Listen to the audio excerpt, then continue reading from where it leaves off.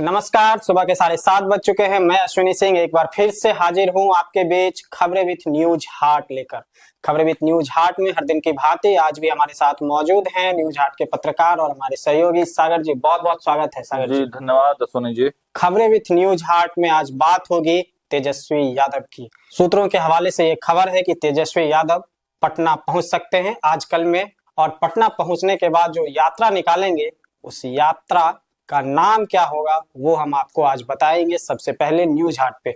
उसके बाद बात होगी भाजपा की। भाजपा में एक सर्कुलर जारी हुआ है। वो जो सर्कुलर जारी हुआ है वो किसी और के लिए नहीं, भाजपा के कार्यकारी अध्यक्ष नितिन नवीन को लेकर। क्या है वो पूरा मामला, उस पर भी बात होगी। और अंत में बात करेंगे कांग्रेस के प्रदेश अध्यक्ष राजेश राम को कोई परेशान कर रहा है। कौन कर रहा है परेशान और कैसे कर रहा है परेशान, इस पर भी बात करेंगे।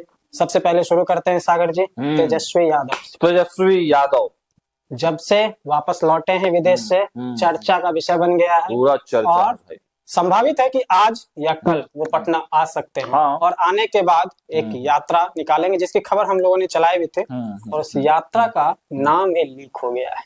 बिल्कुल, नाम को तो हम लोग बताएंगे ही, लेकिन देखिए तेजस्वी यादव, मैंने कल भी बताया था आपको कि तेजस्वी यादव जब विदेश गए थे तो वहां भी तैयारी मोड में ही थे। वहां भी लगातार नजर बनाकर रखे हुए थे बिहार पर, और क्या क्या गलतियां की हैं तेजस्वी यादव ने, उन सब पर जो है अध्ययन उन्होंने जारी रखा था विदेश में रहने के बावजूद भी। और अब तेजस्वी यादव जो है पहुंचने वाले हैं कुछ घंटों में, आज कहें या कल तक फाइनली वो पहुंच ही जाएंगे बिहार। और बिहार आकर सबसे पहले जो है एक बैठक करेंगे, अपने पदाधिकारियों के साथ जो है बैठक करेंगे, और उस बैठक में निर्णय लिए जाएंगे। और उसके बाद जो है मंगनी लाल मंडल के साथ और जो पार्टी के तमाम जो बड़े पदाधिकारी हैं उनके साथ एक बड़ी प्रेस कॉन्फ्रेंस जो है वो आयोजित की जा सकती है। और उसी प्रेस कॉन्फ्रेंस में नाम का भी ऐलान होगा, लेकिन नाम हम लोग यही बता देंगे, है ना। नाम बताते हैं, धैर्य रखिए, और भी पहले कुछ और बातें हैं जो नाम बताते हैं, लेकिन पहले पूरा प्लान तो सुन लीजिए तेजस्वी यादव का। बिल्कुल। तो एक शादी समारोह में तेजस्वी यादव पहुंचे हुए थे जिसकी चर्चा हो रही थी। पहले तो ये चर्चा थी कि तेजस्वी यादव बिहार आएंगे, यहाँ से जाएंगे, लेकिन बिहार नहीं आए, वो दिल्ली से ही वहीं से वो शादी समारोह में शामिल हुए हैं। सिवान के किसी व्यक्ति, किसी बड़े उनके चाहने वाले या मतलब उनके पार्टी के बड़े पदाधिकारी के यहाँ शादी थी, और उसमें शामिल हुए हैं तेजस्वी यादव। और शामिल होने के बाद फिर दिल्ली पहुंचे हैं, और उसके बाद अब बिहार आने की तैयारी है। तो फाइनली जो है, हाँ, उस वीडियो में एक और चीज जो दिखा, जिसके बारे में बार बार चर्चा हो रही थी, 4 आदमी उस वीडियो में दिख रहे थे। थोड़ा उसके बारे में भी तो वीडियो भी दिखा ही दीजिए अगर आपके पास है तो। बिल्कुल, वीडियो देख लीजिए।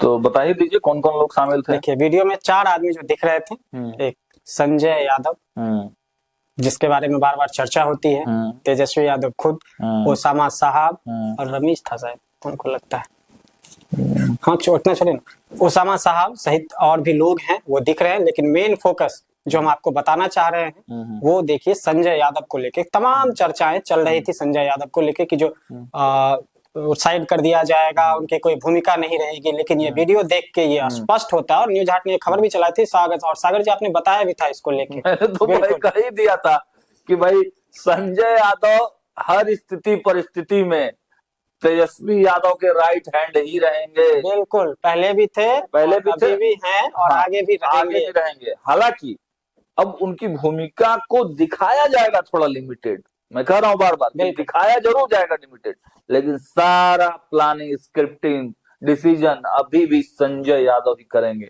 ठीक है, हाँ। तो अब तेजस्वी यादव पे आ जाते हैं। तो तेजस्वी यादव बिहार आएंगे, प्रेस कॉन्फ्रेंस करेंगे, और यात्रा के नामों का ऐलान, यात्रा के तारीखों का ऐलान, उसका पैटर्न क्या होगा, कैसे कैसे करेंगे, किन किन जिलों में कब कब जाएंगे, सारी भूमिका जो है वो स्पष्ट की जाएगी। और माना जा रहा है कि यात्रा चरणों में हो सकता है, एक ही साथ पूरा बिहार नहीं घूमेंगे तेजस्वी यादव, थक जाते हैं, एक साथ पूरा बिहार में घूमते भी नहीं है। तो चरणों में, चरण वाइज जो है वो यात्रा होगी।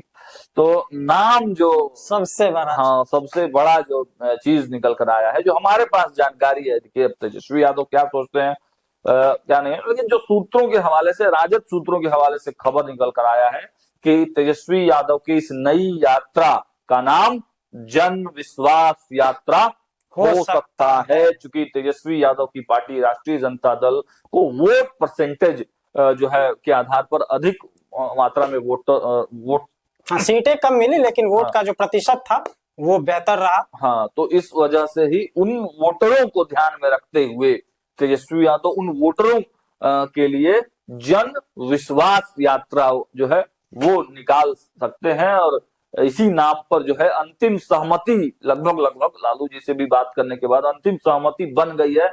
अब फाइनली बिहार में वो जब आएंगे तो मनीलाल मंडल और लोगों के साथ बातचीत करने पर अगर कुछ बदलाव हो तो हो, लेकिन मोटा मोटी कहा जा रहा है कि 99.9% जन विश्वास यात्रा जो है नाम हो सकता है उनके, फाइनल हो गया है। बिल्कुल जी, आगे बढ़ते हैं। अब बात कर लेते हैं भाजपा की। भाजपा में एक सर्कुलर जारी हुआ है, वो भी राष्ट्रीय कार्यकारी अध्यक्ष नितिन नवीन को लेकर। क्या है पूरा मामला? सर्कुलर जारी हुआ है, इंटरनल सर्कुलर है, कोई लिखित आदेश नहीं है, एक ऐसे सर्कुलर है और बड़े नेताओं के लिए है। नितिन नवीन राष्ट्रीय कार्यकारी अध्यक्ष जब से बनाए गए थे अश्वनी जी, तब से आप देखिए कि भाजपा में जो बड़े कद्दावर नेता हैं वो एक अलग तरह से रिएक्ट कर रहे हैं, अलग तरह की भाषा लैंग्वेज राष्ट्रीय कार्यकारी अध्यक्ष के साथ, क्योंकि इतने मतलब मिलनसार हैं नितिन नवीन, इतने मतलब स्वाभाविक उनमें दिखता है, किसी सौम्य व्यक्ति है, व्यवहार उनका इतना ज्यादा सरल रहा है और शुरुआत से भी कार्यकर्ताओं से बड़े सहज रहे हैं। कोई भी जाके उनसे मिल सकता था, मंत्री थे बिहार सरकार में लेकिन एकदम फ्रेंडली थे, मीडिया हो, कार्यकर्ता हो, आम आदमी हो, सबसे एकदम फ्रेंडली। मैंने बताया भी था एक बार कि जब वो भोज देते थे मकर संक्रांति का, तो उसमें मैं गया था, तो उसमें वो बड़े हो या छोटे हो सबको भैया करके ही संबोधित करते थे। ये बड़ा उनका अच्छा लगा, उनका जो ये बर्ताव रहा, सबको नमस्ते बोलते हैं। तो बहुत उनके व्यवहार की चर्चाएं होती हैं और बिल्कुल उस तरह का व्यवहार हम लोगों ने काफी करीब से देखा है उनको। तो इसको लेकर जो बड़े नेता हैं वो कुछ ऐसा बोल जा रहे थे नितिन नवीन पर, कोई नितिन बोल दे रहा था, कोई नितिन बाबू बोल दे रहा था, कोई गाल छू ले रहा था, है ना। और एक वीडियो भी है, उसको भी थोड़ा सा दिखा ही दीजिए क्या कह रहे हैं असम के मुख्यमंत्री। बिल्कुल इस वीडियो को देखिए और इस खबर को करने के पीछे की जो मुख्य वजह थी वो यही थी। पहले इस वीडियो को देख लीजिए। रेखा गुप्ता नितिन नवीन के साथ है भाई। नितिन लड़ा है, हाँ बेटा मंत्री साहब, मंत्री तो है लेकिन लड़ा है, लड़ा है, शुरू से लड़ा है। अभी कहाँ लड़ा है? पटना। इसके पिताजी भी पटेल उसमें कैबिनेट मिनिस्टर थे, उनका हार्ट अटैक हुआ, उसमें पूरा ये नहीं कर रहा था, संजोग से 25 रेखा गुप्ता नितिन नवीन के साथ है भाई। नितिन लड़ा है, हाँ बेटा मंत्री साहब, मंत्री तो है लेकिन लड़ा है, लड़ा है, शुरू से लड़ा है। अभी कहाँ लड़ा है? पटना। इसके पिताजी भी पटेल उसमें कैबिनेट मिनिस्टर थे, उनका हार्ट अटैक हुआ, उसमें पूरा ये नहीं कर रहा था, संजोग से 25। तो देखिए नितिन नवीन उम्र और राजनीतिक अनुभव में पार्टी के कई दिग्गज नेताओं से छोटे हैं, इसी वजह से कुछ जो वरिष्ठ नेता अनौपचारिक बातचीत में उन्हें सीधे नाम से संबोधित कर दे रहे हैं। और विश्व शर्मा, हेमंता विश्व शर्मा इतने बड़े कद्दावर नेता है ना, अध्यक्ष बने जब नितिन नवीन राष्ट्रीय कार्यकारी अध्यक्ष बने हैं, तो इतना तो उनको जानकारी होना ही चाहिए था कि भाई नितिन नवीन कितनी बार चुनाव लड़े हैं, वर्तमान में क्या थे। मतलब नितिन नवीन जैसे ही उनका वो जारी हुआ नोटिफिकेशन के राष्ट्रीय कार्यकारी अध्यक्ष है, हर आम से लेके खास आदमी सर्च करके देख लिया, साधारण आदमी सब गूगल में जाके सर्च कर लिया कि नितिन नवीन कौन है, उसके पास जानकारी कितनी बार विधायक रह चुके हैं, मंत्री रह चुके हैं। और एक बार तो मुख्यमंत्री नीतीश कुमार के साथ उनकी झड़प भी हुई, वो भी पूरा वायरल हुआ था। तो अभी तक हेमंता विश्व शर्मा को ये पता ही नहीं चला था। मुझे लगता है इसी वजह से झारखंड हरवा के चले आए हेमंता विश्व शर्मा, क्योंकि डाटा सही नहीं रखता। हाँ, जानकारी देखिए जानकारी तो आपको रखना होगा ना, आपके संगठन के आदमी, आपके राष्ट्रीय कार्यकारी अरे अध्यक्ष हैं। सबसे बड़ी बात है कि आप जो ये बोल रहे हैं, आप देखिए तो वहां जो पोस्टर लगा हुआ था वो पूरे असम में पोस्टर छाया हुआ हाँ, था। पूरा असम में पोस्टर छाया हुआ था। उसके बाद भी आपको पता नहीं है, हाँ या तो बड़बोलेपन में बोल गए या फिर हाँ, तो देखिए ये बातें जो है ऊपर तक गई हैं, और केवल मैं हेमंता विश्व शर्मा की बात नहीं कर रहा हूँ, बिहार में भी कुछ ऐसा हुआ है। उन चीजों को मैं उकेरना नहीं चाह रहा हूँ, लेकिन कुछ ऐसी चीजें हुई हैं जो शीर्ष स्तर के नेताओं को, जो ऊपर के नेता हैं, उनको ये ठीक नहीं लगा, है ना, और सर्कुलर जारी हुआ। हाईकमान जो है भारतीय जनता पार्टी का, जो हाईकमान है, उसका पूरा मूड जो है बिगड़ गया इन तमाम खबरों को देखकर, है ना। अब संदेश दिया गया ऊपर से। जब भाजपा में तो भाई पूरा अनुशासन है ना, बिल्कुल, और ऐसा नहीं है ना कि कांग्रेस कोई भी कुछ भी बोल के निकल देता है, तो वैसा नहीं है भाजपा में। तुरंत सर्कुलर जारी हो गया भाई, है ना। संदेश दिया गया भारतीय जनता पार्टी के शीर्षस्थ नेतृत्व की तरफ से, सर्कुलर जारी हुआ। कहा गया अब वे सिर्फ नितिन नवीन नहीं, माननीय अध्यक्ष हैं। माननीय अध्यक्ष ही बोलना पड़ेगा, अपने संबोधन नाम से नहीं करना होगा। नितिन नवीन को अब जो भाजपा के नेता हैं, जो बड़बोलेपन में या अपने आप को थोड़ा बड़ा दिखाने के नजर में, या अपने आप को अपनत्व दिखाने के चक्कर में, है ना, गाल छू ले रहे थे, कुछ बोल दे रहे थे, तो उन लोगों को जो है सख्ती से इस प्रोटोकॉल का पालन करना पड़ेगा। मतलब प्रोटोकॉल, चाहे हाँ, जो वो बड़े नेता हो चाहे वो छोटे नेता हो। प्रोटोकॉल को लेकर सख्ती इसलिए भी बढ़ाई गई है क्योंकि कुछ वरिष्ठ नेता निजी रिश्तों के चलते, निजी रिश्ते भी बहुत लोगों से हैं इनके, तो पद की गरिमा बार बार भूल जा रहे थे। तो हाईकमान को यह संदेश गलत लगा।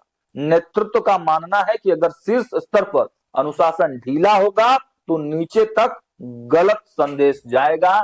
यही वजह है कि अब पार्टी ने सभी नेताओं और पदाधिकारियों को स्पष्ट निर्देश दे दिया है कि बातचीत चाहे बंद कमरे में हो या सार्वजनिक मंच पर, संबोधन हमेशा पद के अनुरूप ही करना होगा। नाम लेकर बुलाने की आदत पर अब ब्रेक लगा दिया गया है। भाजपा नेतृत्व का यह भी मानना है कि संगठन केवल फैसलों से नहीं, भाषा से भी चलती है। पद की गरिमा शब्दों में दिखनी चाहिए, इसलिए पुराने संबंधों, जो भी पुराने जो निजी रिश्ते हैं, संबंध है, वो सब, दोस्ती है, राजनीति है, सब जो है एक तरफ रख दीजिए और जो प्रोटोकॉल है उसको प्राथमिकता दीजिए। और खास बात यह भी है कि अब नितिन नवीन के जल्द पूर्णकालिक राष्ट्रीय अध्यक्ष बनने की संभावना मानी जा रही है। ऐसे में पार्टी किसी भी तरह के भ्रम और असहजता पहले ही खत्म कर देना चाहती है। दिलचस्प यह भी है कि प्रोटोकॉल को लेकर पार्टी सख्त हुई, उसी नितिन नवीन का व्यवहार अब भी वैसा ही सरल है। वे अपने वरिष्ठ नेताओं से उसी पुराने सम्मान और सहजता के साथ मिलते हैं। फर्क बस इतना है कि अब दूसरे पक्ष को सावधान कर दिया गया है कि इस सादगी को हल्के में मत लीजिए।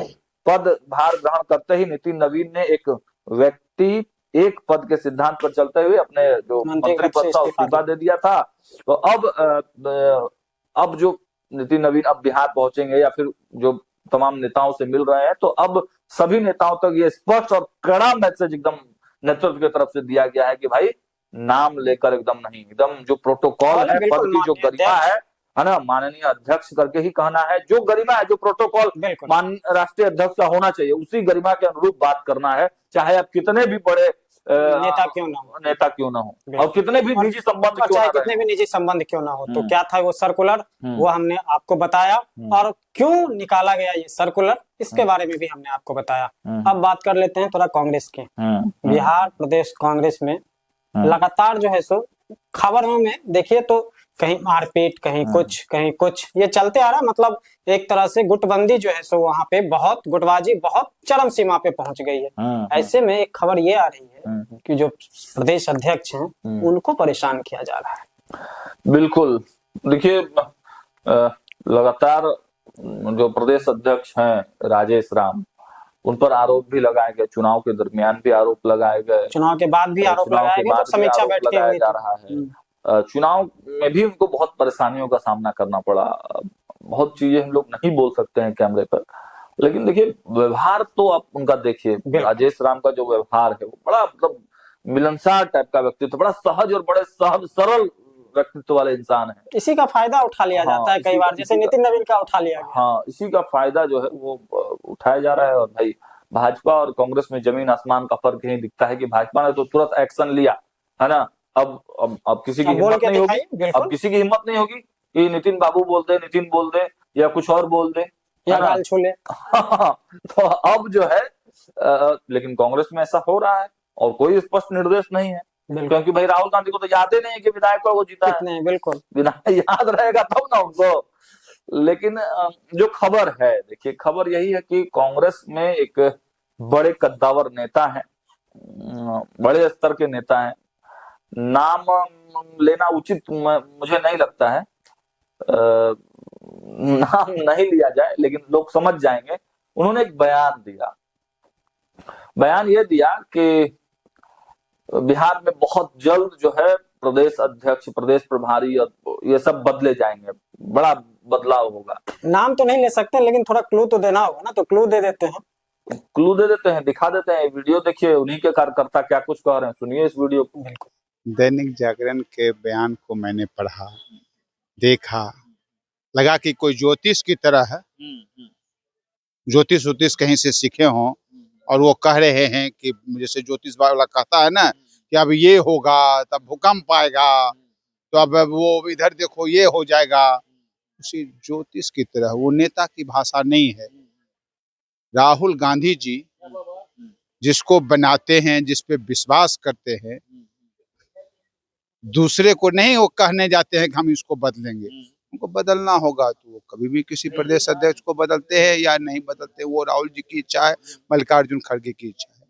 लेकिन जो नेता ज्योतिष की तरह जो है इस बयान को देते हैं पेपर में, उनको छपास की बीमारी है। वो छपना चाहते हैं कि बिहार में किस कैसे हम छपे। पहले वो देखे होंगे कि बार बार राहुल जी कहते थे कि अभी मुख्यमंत्री बनाने में देर है, घोषणा करने में। वो कहते थे कि नहीं तेजस्वी मुख्यमंत्री होगा, इसलिए छपना था। वो जानते थे कि इस पे टीआरपी मिलेगी, हम छपेंगे, मीडिया हमसे लेगी। तो जिस व्यक्ति को छपने की बीमारी हो वो किसी तरह से छप सकता है। अखबार में नाम हम इतने जानते हैं, अखबार में नाम एगो पढ़े थे हम मैट्रिक में या नौमा में कभी, वही बात हुआ, अखबार में नाम कैसे आएगा। अब वो बड़े बदलाव की तैयारी है, कभी कहेंगे ये की तैयारी है तो वो की। बिहार में राजेश राम के नेतृत्व में कांग्रेस मजबूत है, मजबूत रहेगा। राहुल गांधी जिंदाबाद, राजेश राम जिंदाबाद। तो सुन लिए, समझ गए कौन थे? अखिलेश प्रसाद सिंह थे। नाम अब वही ले लिए तो हम भी ले लेते हैं। अखिलेश प्रसाद सिंह ने बयान दिया था कि भाई बदलाव हो सकता है। इससे पहले अखिलेश प्रसाद सिंह और राजेश राम के बीच में रिश्ते में खटास कब आई? जब चुनाव के दरमियान उनके बेटे को टिकट देने की चर्चा हुई और दिया गया, तो उसको लेकर चाहते राजेश, इस तरह की खबरें थी कि राजेश राम चाहते थे कि उनके बेटे की जगह पर एक कार्यकर्ता को टिकट दिया जाए, लेकिन अड़े हुए थे अखिलेश प्रसाद सिंह। उनके बेटे को टिकट मिला और फाइनली बेटे को ही नहीं बल्कि जो सूत्र हमारे कह रहे हैं कि कुल 12 सीट, 10 + 2 12 है ना, 12 विधायकों को टिकट जो है अखिलेश प्रसाद ने दिलवाया था और 12 के 12 हार गए।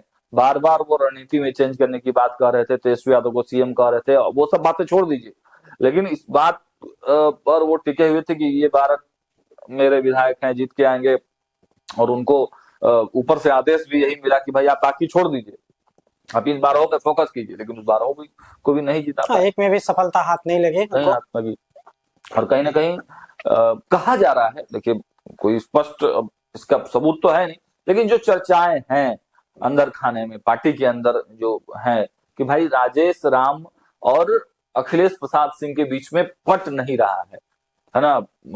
उसकी एक वजह यह भी है कि अखिलेश प्रसाद सिंह का झुकाव थोड़ा सा राजद के तरफ है, राजद खास करके लालू प्रसाद यादव के तरफ है। लालू प्रसाद यादव ने तो मंच से भी कह दिया था कि हम ही बनवाए थे राज्यसभा, है ना। तो थोड़ा खिंचाव उनका राजद के तरफ है और भरे पूरे चुनाव में पूरा कांग्रेस माने या ना माने, लेकिन अखिलेश प्रसाद सिंह ने कहा कि जो मुख्यमंत्री तेजस्वी का चेहरा जो है वो तेजस्वी यादव ही है। तेजस्वी यादव ही है। अब पेच यही है कि अखिलेश प्रसाद अब बोल तो दिए हैं, बयान तो दे दिए हैं कि बड़े स्तर पर बदलाव होगा, प्रदेश अध्यक्ष बदले जाएंगे, प्रभारी बदले जाएंगे। अब सवाल ये है कि जब बदलना ही था तो अध्यक्ष जो राजेश राम है वो खुद इस्तीफा लेके गए थे, तो उसी समय काहे नहीं बदल दिया? बिल्कुल। अब उसी समय पूरा अच्छा लेदर जो हंगामा हुआ तो उसी समय खत्म हो गया रहता है ना। इतनी बड़ी रणनीतिक चूक तो मुझे नहीं लगता है कि राहुल गांधी और कांग्रेस करेगा कि अब एक विवाद खत्म हो गया था तो फिर से अब खत्म नया विवाद को लेकर आएगी, है ना। और बड़े अच्छे रिश्ते कहे जा रहे हैं। आप देखिए कि पूरा जो यात्रा हुआ तो उस यात्रा के दौरान राहुल गांधी के पीछे बैठे रहे राजेश राम, तो बड़ी अच्छी बॉन्डिंग भी एक बन गई है। दलित फेस भी एक बड़ा बनते हुए उभर रहे हैं राजेश राम, है ना। तो मुझे नहीं लगता है कि ये बदलाव होगा बड़े स्तर पर संगठन में, या प्रदेश अध्यक्ष बदले जाएंगे, प्रभारी बदले जाएंगे, मुझे नहीं लगता है। मतलब ये कह सकते हैं कि इस तरह का बयान देके इंटेंशनली जो है सो राजेश राम को परेशान करने की कोशिश की जा रही है। हाँ, इंटेंशनली जो है राजेश राम को जो है परेशान किया जा रहा है, लेकिन इसका बैकफायर भी हो सकता है, बिल्कुल, है ना। क्योंकि अब संगठन में राजेश राम को चाहने वाले लोगों की संख्या अधिक हो गई है। क्योंकि राजेश राम ठीक है चुनाव हार गए, है ना, संगठन चुनाव हार गया, लेकिन अपने कार्यशैली से, अपने बात से, बोली से, अपने व्यवहार से राजेश राम ने कार्यकर्ताओं के बीच में एक पकड़ सी बना ली है, एक अपनापन सा वो फील करने लगे हैं कार्यकर्ता। और वहीं दूसरी तरफ अखिलेश सिंह के प्रति बड़ी नाराजगी है। पहले भी नाराजगी थी, जब वो अध्यक्ष थे तब पर भी आप देखते थे कि जब राहुल गांधी आते थे तो कितना विरोध होता था, अखिलेश प्रसाद सिंह का नाम लेके विरोध होता था, और आज भी वो विरोधी एक्टिव मोड में है ना। तो राजेश राम और अखिलेश प्रसाद सिंह, नो डाउट अखिलेश प्रसाद सिंह एक बहुत बड़े कद्दावर नेता है, और बिल्कुल जब वो अध्यक्ष थे, प्रदेश अध्यक्ष थे, तो कांग्रेस इससे बेहतर स्थिति में थी, और नो डाउट बहुत बड़े कद्दावर नेता है। लेकिन इस वक्त अगर संगठन के दृष्टिकोण से आप देखेंगे तो राजेश राम कार्यकर्ताओं की भी पसंद बने हुए हैं, और शीर्ष जो नेतृत्व है उसके भी जो है पसंद बने हुए हैं। तो इसीलिए मैं कह रहा हूं कि अगर इस समय बड़ा क्रिटिकल समय चल रहा है संगठन के लिए, अगर इस समय इस तरह की बयानबाजी अखिलेश सिंह कर रहे हैं तो कहीं बैकफायर ना हो जाए। बिल्कुल। तो आगे बढ़ते हैं, अंत में बात विजय सिन्हा की। बिहार के डिप्टी सीएम और भूमि राजस्व और खनन मंत्रालय की जिम्मेदारी उनके पास है, और साथ में नगर विकास मंत्रालय भी वह संभाल रहे हैं, और काफी एक्शन मोड में। अभी आप देखिए तो हर तरफ विजय सिन्हा की ही चर्चा हो रही है। जो वो भूमि संवाद जन कल्याण यात्रा जो उनकी चल रही है, और उसमें जो 1 to 1 कनेक्ट हो रहे हैं, और जो पब्लिक की बात को सुन रहे हैं और उनकी समस्या का जो निदान कर रहे हैं, इसको लेकर काफी लोकप्रिय है। अभी इसी लोकप्रियता के बीच वो बिहार से बाहर गुजरात चले गए। क्या है पूरा मामला? तस्वीरें हम दिखा दे रहे हैं। ये तस्वीरें देखिए, मुख्यमंत्री जो गुजरात के हैं उनके साथ विजय सिन्हा की मुलाकात हो रही है। और आपको बताते चले कि गांधीनगर गुजरात में आयोजित केंद्रीय कोयला एवं खान मंत्रालय की ओर से राष्ट्रीय खनन चिंतन शिविर में भाग लेने के लिए बिहार के उप मुख्यमंत्री विजय कुमार सिन्हा वहां गए हैं, और इसी दौरान भूपेंद्र पटेल जो वहां के मुख्यमंत्री हैं उनसे भी इनकी मुलाकात हुई है। और आपको बताते चले कि गुजरात के जो मुख्यमंत्री हैं भूपेंद्र पटेल, उनके पास ही खान एवं भूतत्व विभाग की भी जिम्मेवारी है।